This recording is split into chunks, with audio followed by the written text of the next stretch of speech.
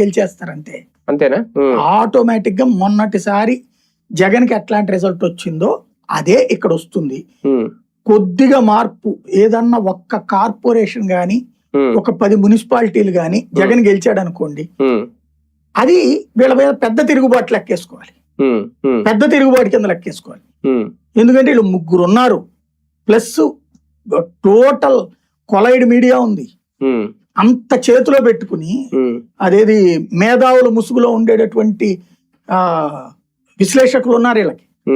ఇంతమందిని పెట్టుకుని గెలవకపోతే ఇంకెందుకు, ఆటోమేటిక్ గెలిచేయాలి వీళ్ళు.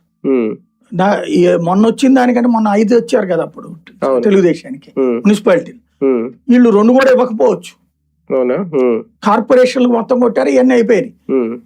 వీళ్ళని గెలవనీయకుండా చూడటం కోసం ఇప్పుడు ఈ కాన్సెప్ట్ కూడా తెస్తారు. అంటే వైసీపీ కూడా లోకల్ ఎన్నికల మీద చాలా సీరియస్ గా ఫోకస్ పెట్టి జగన్ గారు కూడా ఈ మధ్యన మాట్లాడుతున్నారు కాబట్టి నిన్న బాబు గారు కూడా మాట్లాడారు, ఎట్టి పరిస్థితుల్లో అన్ని స్థానాలు మనమే గెలవాలి, ముందు ఈ 40 రోజులు మీరు ఇంటికి వెళ్ళండి అని బాబు గారు కూడా ఫోకస్ చేయడానికి కారణం అదా?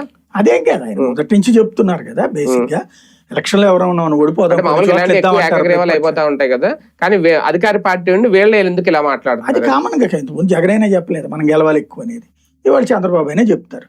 అవి కామన్ గా జరిగేది. నా దృష్టిలో అయితే గెలవడం ఎక్కువగానే కూటమికి ఉంటది. స్ట్రైక్ రేట్ ఇప్పుడు వాళ్ళకి అప్పుడు 90%, 100% కార్పొరేషన్స్, 100%